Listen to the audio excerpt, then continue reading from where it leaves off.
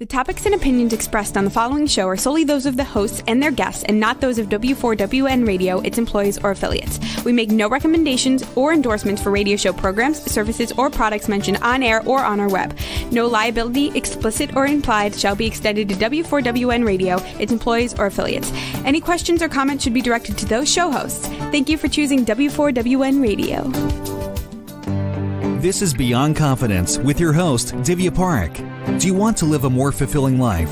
Do you want to live your legacy and achieve your personal, professional, and financial goals? Well, coming up on Divya Parekh's Beyond Confidence, you will hear real stories of leaders, entrepreneurs, and achievers who have stepped into discomfort, shattered their status quo, and are living the life they want. You will learn how relationships are the key to achieving your aspirations and financial goals. Moving your career or business forward does not have to happen at the expense of your personal or family life, or vice versa. Learn more at www.divyaparekh.com, and you can connect with Divya at contact@divyaparekh.com. This is Beyond Confidence, and now here's your host, Divya Parekh.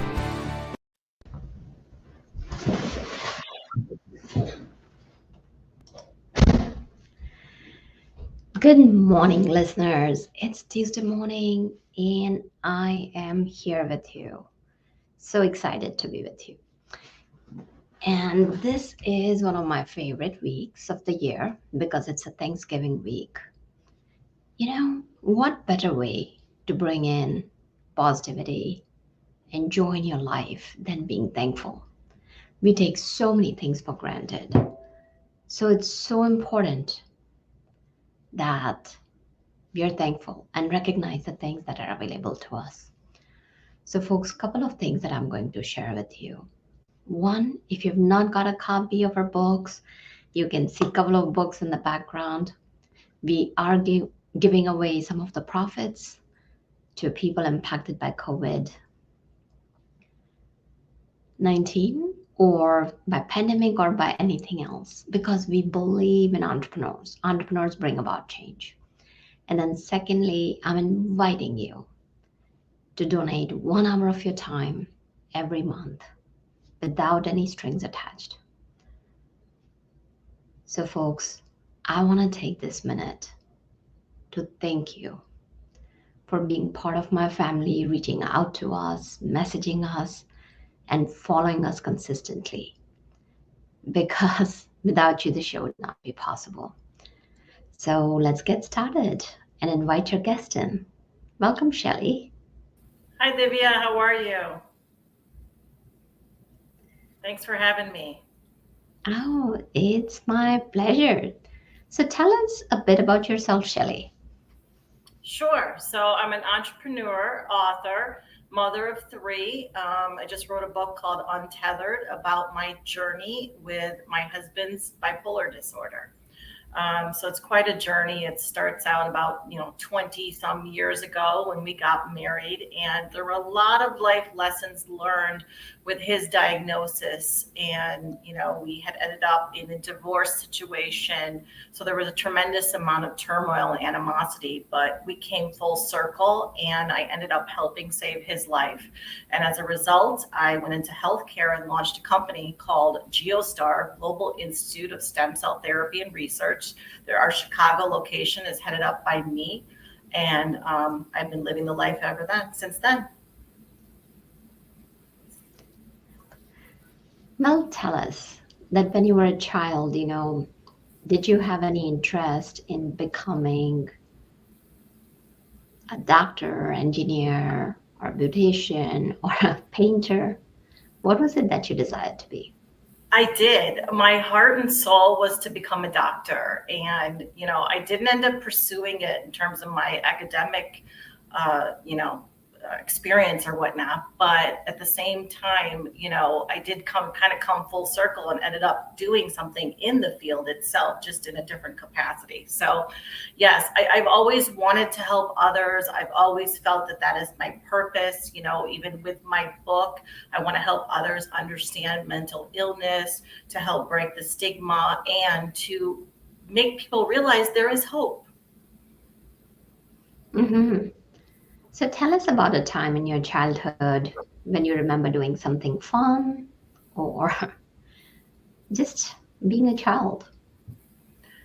I remember my whole life in the evenings was spent with my parents, and we had a very strong sense of family, whether it was eating dinner every evening and watching Tom Brokaw on the nightly news, or it was playing tennis. My family had a passion for being outdoors and for activities like tennis. So, those are very fond memories of my childhood. They built confidence in me, they built structure.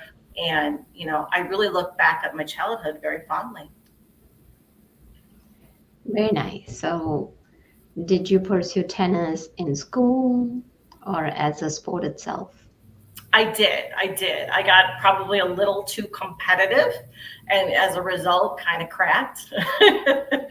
But yeah, I did play in high school. I really enjoyed it. I was a superstar at age 9. I was winning tournaments, but I would tend to get nervous, when it came to playing in college, and I decided to focus more on my studies. Definitely. So, tell us, as you were playing tennis, what were a couple of things that stood out for you, especially because, what happens is that whenever you're in any sport, you don't have as much free time. And then you do miss out on a lot of fun activities, especially in high school with your friends. How did that play out? I didn't see my time devoted to this sport as a loss or as anything that I was missing out on, because I was building such a strong family foundation and such a strong unit of just togetherness with the family that is what we enjoyed, and that is kind of what life was. And I had a social life, I had friends, but I was kind of a goody two shoes in high school. I was the straight A student, never got into trouble, and it was always my brother who was doing mischievous things. So I was very straight laced and very, very good girl. So, where did your career take off from being in So the my high husband school? and I, we met when we were 9 years old. And, I ended up started dating him when I moved for graduate school to Chicago. And so, our relationship flourished, and my career actually took off after that. I started doing consulting. I worked for some big companies, Accenture and whatnot, started traveling. And then I kind of realized I want to take a step back, and we want to have a family. And so I wanted to be there for my children. And I ended up raising, together with my husband, 3 beautiful children. And that is when, after my husband had filed for divorce and almost everything precious to me had fallen apart, that is when I had that epiphany. I had the epiphany that I wanted to go into healthcare. And, I had helped save my husband's life. I wanted to do something for other people. And so I launched this company, and I crossed paths with the CEO of GeoStar, Global Institute of Stem Cell Therapy and Research. His name is Devin Patel, and Dr. Anand Shrivastava. And we went from there, and it flourished, and I launched the Chicago Center. So every day, we help patients with degenerative conditions, suffering from arthritis, sports injuries, autoimmune conditions. So, why don't we come back to all of that? Let's dive into your story first, and then we can talk about how you're helping people and how you arrived at it. So, tell us more about your student journey, and what did you major in, and what became your career? Oddly enough, I majored in political science. So it had absolutely nothing to do with what I ended up doing in my career. Even my first job was in technology, actually. But I did do a master's in information systems at DePaul University. So it was more in line with technology. So I kind of leveraged that for my first job. But, on the technology side of things, I was learning so much, but I was just not fulfilled. I just didn't I felt like work was more of a job.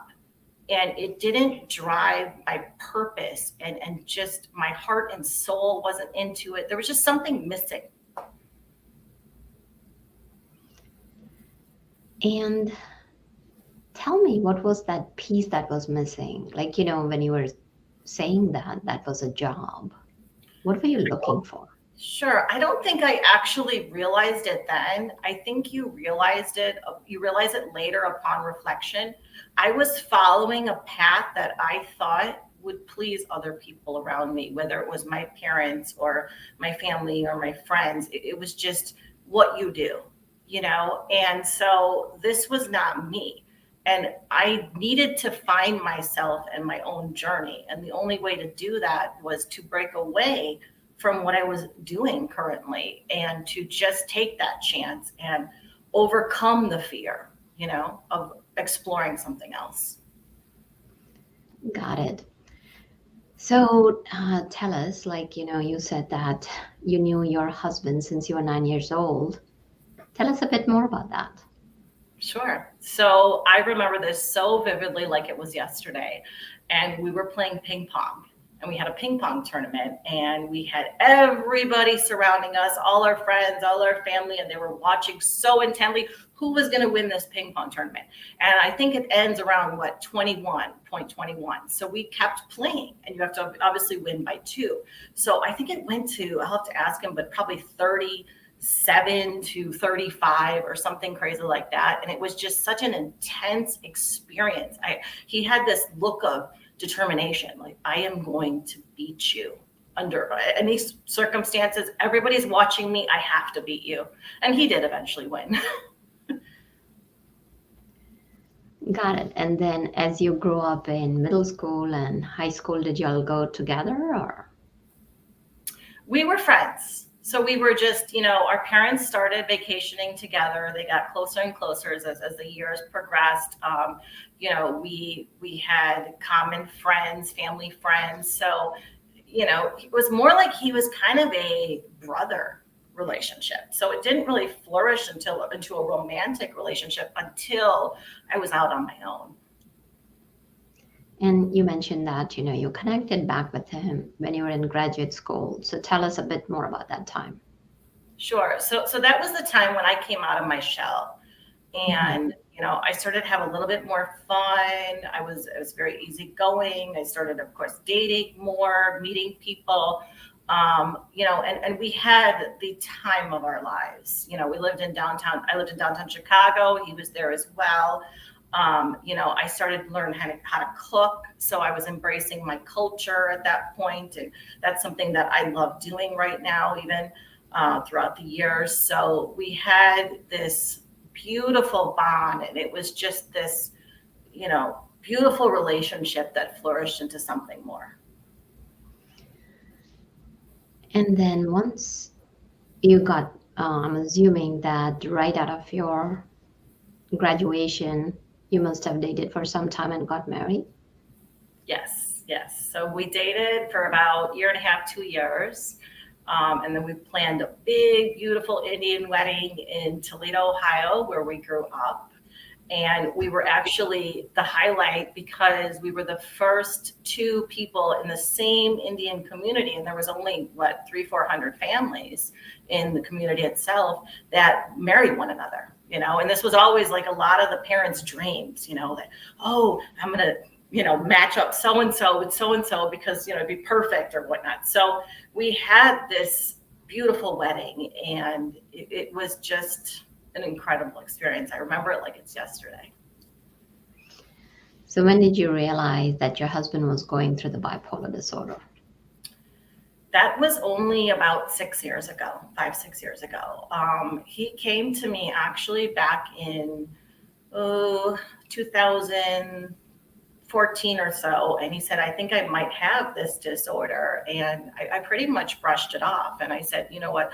I don't think you do. And I was so busy with the children. We were raising kids. We were, taking care of the household, that you get kind of involved in yourself and your children as a mother, that I just didn't pay too much attention. And sure enough, everything imploded in front of me, nearly a year or 2 later. So let me ask you this. Before he came to you, did you see any signs, and how was your married life as you had your 3 kids? I did, now that I look back, but I didn't recognize it. My father-in-law was a practicing psychiatrist, so I put my full faith and my trust in whatever really he said as a medical doctor. He had bouts of depression, but I always was raised with this idea of, okay, it's all right. You lost your job. It's okay. Get right back up and do it all over again. So I was his number one cheerleader and I was his number one support system. But yes, there were, periods when he had these down cycles of depression, but it was really difficult to recognize any of the mania because his manic behavior was not so obvious. And I feel like, this is a problem that people face because, that's why they go 2 decades literally, or even 1 decade, because 69% of people with this disorder do not get diagnosed for 1 decade. So it makes perfect sense why this happens. Right. So were you also continuing with your own career while you were raising kids? I was trying to, yes. We had a consulting business, so I was doing some internet marketing, digital marketing, things like that. I was keeping myself focused and skilled. I also, before we launched the company, was getting involved in, stem cell research and was managing some marketing and operational types of things overseas. So I tried to keep myself active and going throughout this whole thing. So you're talking about a typical first generation Asian family where, people are like, you know what, you're here to work hard. And one of the things was definitely evident when you were talking about going in the information systems. And I know that is stereotyping, but a lot of people are in there that, oh, yeah, computer science and Asians, it goes so pretty well. So you kind of followed that path. And then again, there are certain general expectations that something happens, you lose a job, like you said, then, brush it off. Or if you're not feeling good, brush it off and just kind of continue moving on. So now in hindsight, what would you tell moms or families or wives as to if they're seeing some signs? Can you tell us a bit about signs and what can people look out for and how can they support their spouse? It doesn't matter whether it's a guy supporting his wife or wife supporting her husband or partners. Either way, it doesn't matter.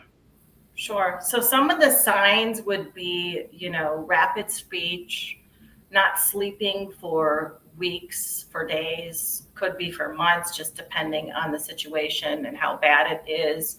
Some of the other signs are making huge life decisions and life changes very suddenly and very quickly without a second thought. So some out of character behaviors, because, you can tell kind of the difference if you're looking out for this.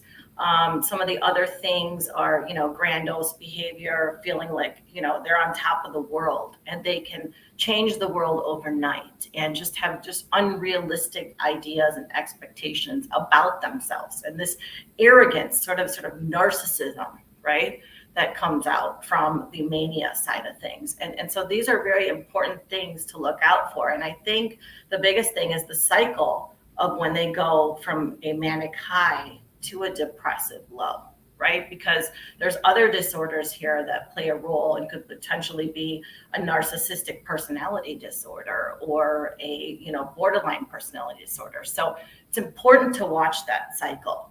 I would tell the audience that, one of the biggest things is to empower yourself and educate yourself about this condition. Talk to therapists, talk to psychiatrists, talk to, everybody who knows, surround yourself with experts, do research online, talk to people who have had personal experiences with this illness. The second thing I would say is that communicate with their support system. So if your husband or your loved one is suffering and they're going to a therapist for whatever it may be, anxiety, depression, doesn't matter, communicate with the therapist and be a part of their healing journey. Because, oftentimes we look at the physical, right? We look at patients who have, diabetes or heart disease, and we're there with our spouses, right? We're there by their side to support them through this. But why aren't we there during, a mental illness journey? Why is it different? So that's a very, very important thing that I did not do. I would also, like I said, have access to the therapist and to the doctors, because when it came time for me to be able to have access to support him and to help him, I didn't legally have that right. So that was a huge, huge barrier, that if I had had that access to them and that credibility and that relationship already kind of established, it would have helped on this journey. One of the biggest things I would say is to separate the disease from the individual. And the one thing that kept me going in all the abuse and everything that I endured was the fact that I was a victim of the disorder. I was not a victim of his abuse.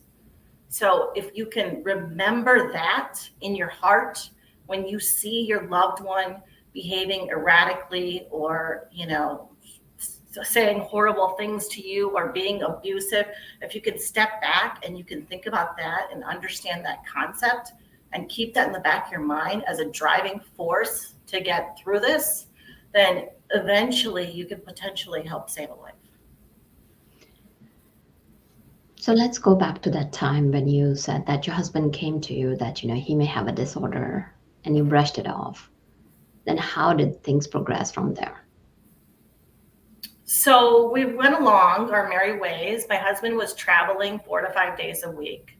So, I did not see really what was going on, and it was difficult to see it. And we were slowly growing apart organically, just because there was some distance between us. We were kind of leading separate lives, and so I attributed a lot of his behaviors to the stressful situation, to the high-powered consulting job, to everything that he was dealing with, to his childhood, to his, totally dysfunctional childhood.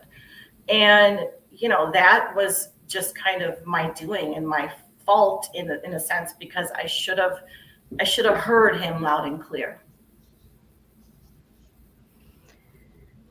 So would you be open to delving into his childhood? You mentioned about dysfunctional childhood. Tell us a bit about that. Sure.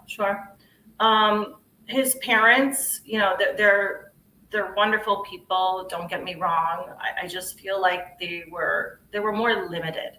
Their focus was more on the community and what others think of them and how things are going to be perceived, versus having a loving, growing, nurturing environment for the child. They were not there really for their children, according to my husband. There was a lot of verbal lashings and turmoil in their family. There was just a tremendous amount of negativity. My husband's relationship with his parents were more based on animosity towards others, or talking negatively about others, rather than really having a wholesome, beautiful family that has a foundation built on more than just that.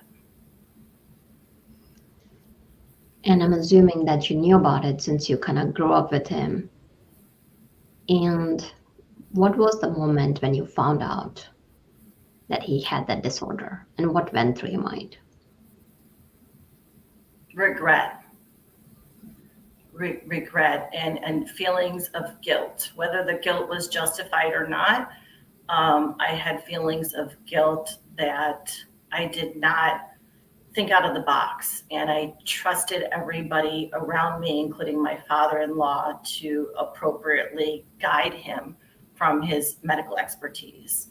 I tried to take a step back and understand that it's okay. I feel like I grew as a person, and I realized that I should not feel that kind of guilt, because everything that happened to me and everything that happened to us, there was a purpose. And I see that now. Mm-hmm. So how did you find out that he had bipolar disorder? So, when we were apart for about a year and a half, he He had a lot of animosity, obviously, towards me. It was a contentious divorce, and we were communicating pretty constantly. There was still clearly love between us, but it was a very dysfunctional relationship because, I had the children to worry about. We had the legal system and whatnot. So it was the perfect storm. And I would beg him to go get treatment. And so I made it my mission and my goal, no matter what anybody said about me, no matter what anybody said, that there was no hope, that I was going to help this man. So whether my marriage was going to succeed or fail as a result, it didn't matter to me. And I pushed and pushed, and I turned to his parents for help. I turned to therapists. I turned to lawyers. Nobody believed me. Nobody believed me. And eventually, he did everything that pretty much I thought was going to happen, happened. So it was literally like me sitting back and watching this movie of this train wreck that occurs.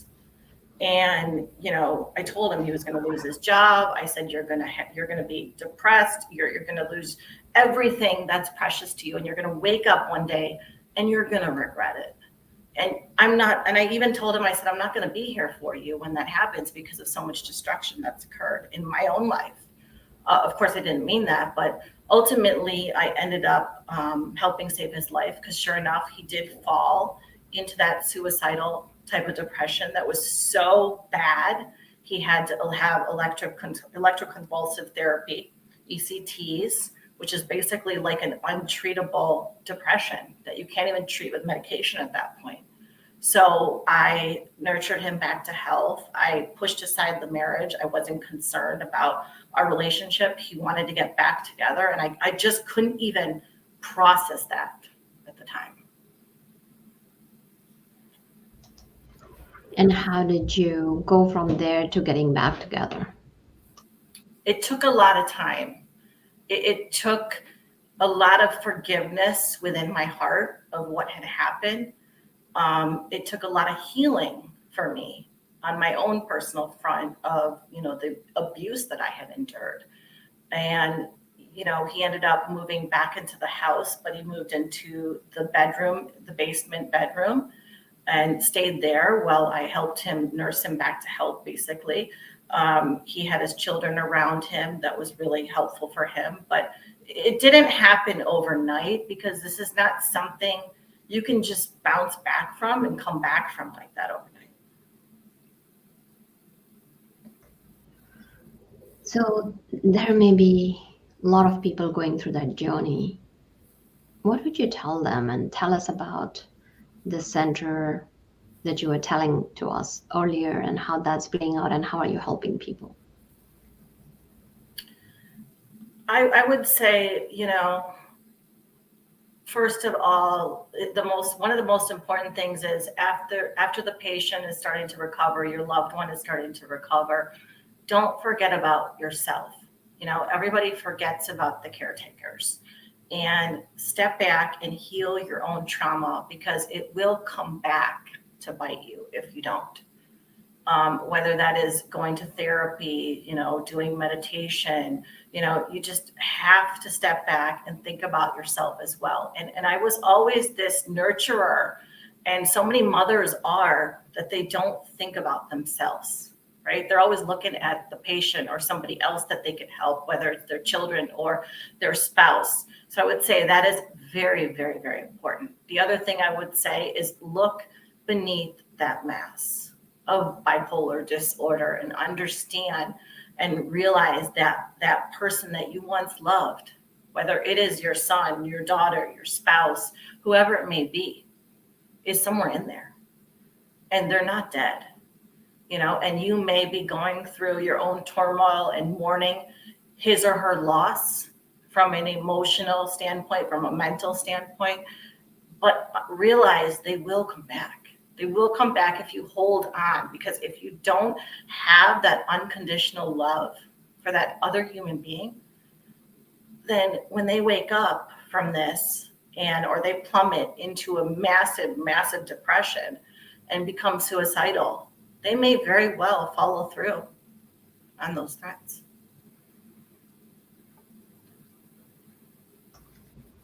So tell us about the work that you're doing right now. Sure. So I wrote a book called Untethered. It is a memoir about my journey, and it started out as a cathartic healing process several years ago, just because I felt like I said, I needed to heal, and I used the pen and the paper to put everything out there, to put my thoughts and my feelings, my emotions out there. So, and then it turned into this beautiful book and story. And so we finished it. I'm very excited to say, so we're hopefully going to be publishing it soon. We've also been picked up by Hollywood producers to create a movie from my book. So I'm excited about that as well. Of course, my company is still around, Global Institute of Stem Cell Therapy and Research. So every day, we're helping people in the Chicago area and nationwide. Well, congratulations. It's every author's dream to have their book picked out to be a movie because, they want to spread the message. So tell us about that, how you connected or somebody connected with you directly from Hollywood, and what does the next steps looking like? Sure. So, I think it was a matter of persistence. It was a matter of timing. It was a matter of putting myself out there and really trusting in the universe. I pretty much in my life journey so far have, touch wood, beat the odds in so many ways that I realize now that anything is possible. Anything is possible if you operate from another place outside of your internal fears or your trauma. So, it's just been an incredible journey. Right. So can you tell us how you connected? I can't really too much go into that, but I can say that, like I said, it was just timing and it was persistence on my part. And sometimes the universe just puts people in your path at the right time. Well, that's wonderful. It's great to hear that. Congratulations, and wish you much continued success. And how would you say the relationship is between you and your husband now? Is he fully recovered? And how did your kids move through the whole journey? And Sure. What's next for you as a family? So, with this degenerative condition, you don't really fully ever recover, right? But it can be managed. And so he is managing it very well. We have an incredible marriage. I have a broader understanding of this illness and how it can impact him day to day. So there's much more compassion from my end of things, which really helps. From his end, he knows all the turmoil and everything that he put us through. So it took him a long time to get past that guilt.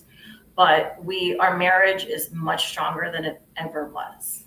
So I feel blessed on so many levels that I was able to hold on and really fight for him. And he fought for himself too. Let's not forget about everything he did. So, I feel he's an amazing father now.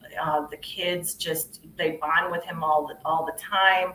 My children are doing wonderful. Of course, they went through a tremendous amount of turmoil. My daughter was 11 at the time. Now she's 17.